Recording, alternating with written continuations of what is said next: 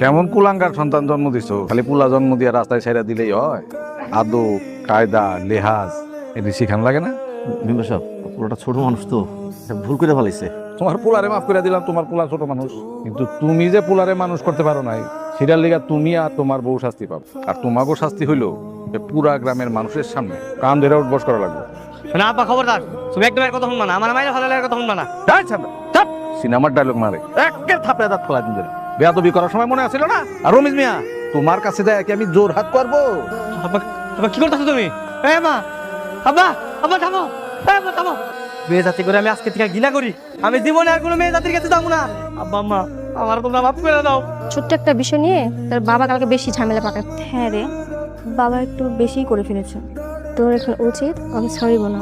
সাগর, ওই জায়গায় থেকে ওরে না যাইতে হবে, আমার চোখের সামনে দিয়ে যাইতে হবে দিলাম। একটাবার আমার কথা শোনো। ওরে যাইতে কবি না